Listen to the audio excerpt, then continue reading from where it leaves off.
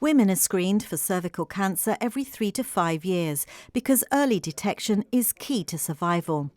Therefore, the news that 15 women have been diagnosed with cervical cancer since 2021 has been a cause for concern, leading to a detailed review of the entire process.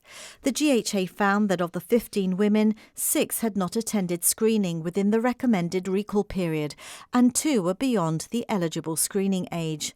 13 out of the 15 cases showed no evidence that delays in screening contributed to their diagnosis.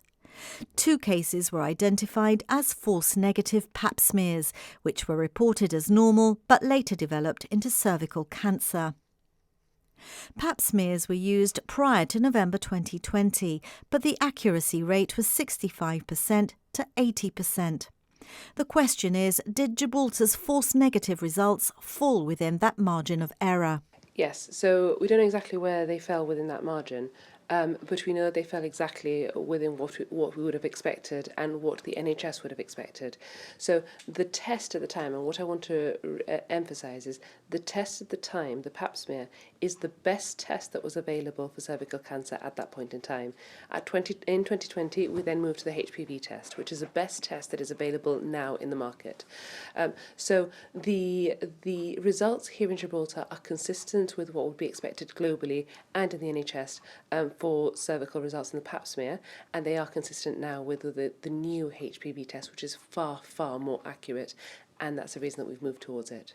So we believe the figures are comparable with the NHS. It's difficult to get a real handle on that because of the size of Gibraltar in terms of the UK, but there's nothing in terms of those numbers that make us concerned and think that we're abnormal compared to the NHS.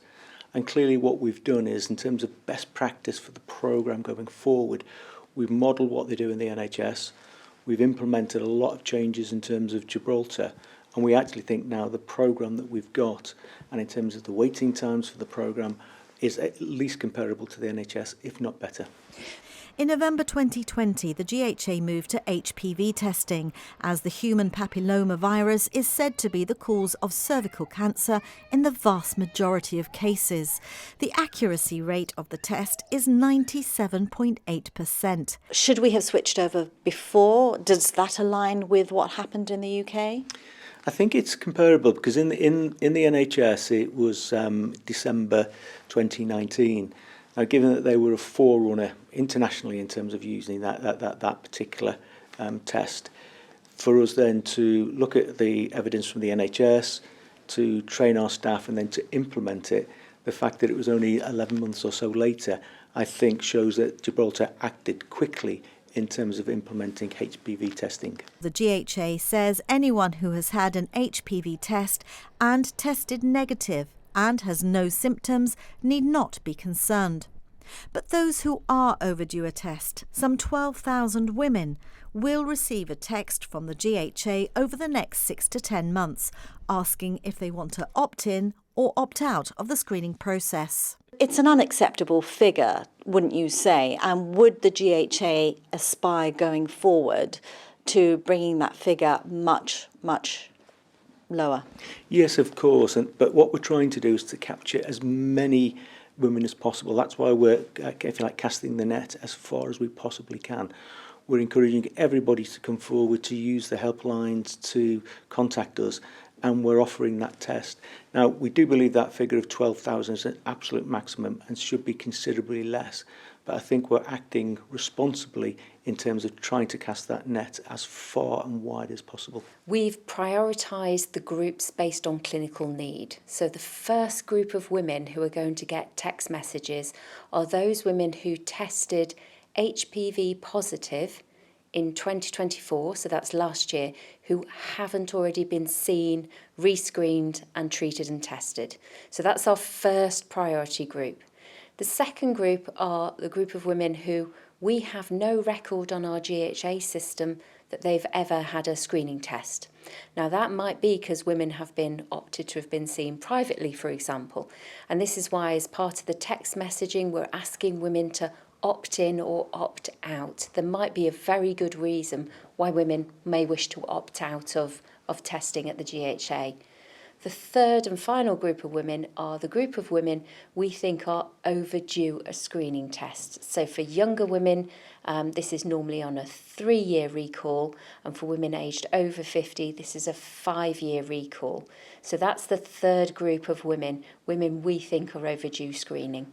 Women who haven't had the HPV test? Potentially, yes. This is the group of women who might have had the old-fashioned pap smear.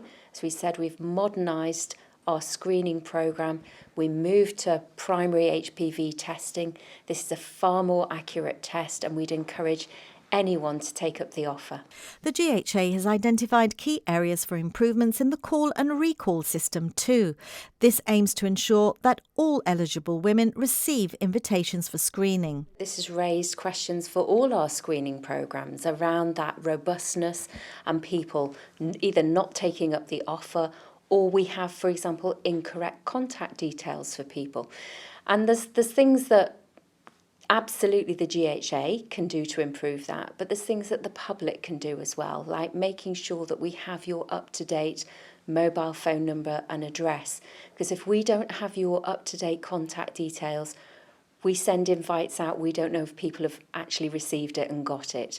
So that's why we are both improving our systems, but we're also, the ask of the public is to update your details. Another major change is to have all smears tested in-house rather than outsourced to a laboratory. So we are now completely satisfied. We've bought all the equipment, we've employed new people to test it. We are now completely satisfied with the way that the tests are being done. It was an opportunity for us to bring liquid-based cytology in-house to ensure that all our staff were trained, that we had the best equipment that we could possibly have, and deliver a quality service. HPV being the virus that largely causes this disease, and it is preventable, but you have said quite worryingly that the take-up of the vaccine seems to have dropped off. To what do you attribute that, and what is your message to the public? Yes, so we offer the HPV vaccine to boys and girls in year 8. Over the last few years, we've seen uptake of that vaccine decreasing, and we think there are 2 main reasons for this. Firstly is around general vaccine hesitancy, this post-COVID world that we're in. I think people had a lot of COVID vaccines and it's affected other programmes. So that's one reason, is vaccine hesitancy. The second reason is parents might not realise what this vaccine is for. This vaccine can prevent cervical cancer. That's why this one is really important.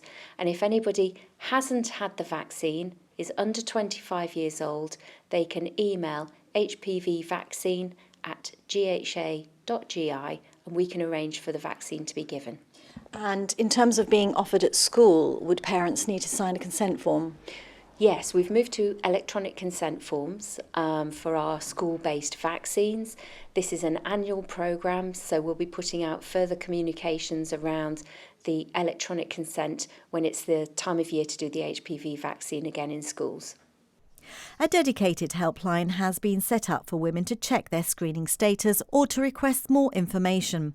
The number 200 50666 is open Monday to Friday between 4 and 6:30 p.m. and Saturday and Sunday between 9 and 12 for the first week. Then, after the 8th of April, it'll be every Tuesday and Thursday between 4 and 6:30 and Saturdays from 9 to 12. What we need to make sure is that women understand that this is a screening programme, and screening programmes are part of the pathway for diagnosis.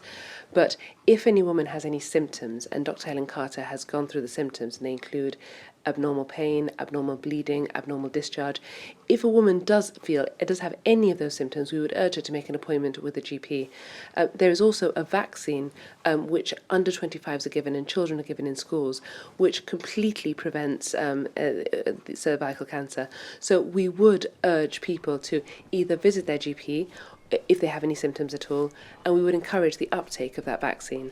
We would also encourage women to take up the smear just to make certain that there's nothing there. More information is available on the GHA's website.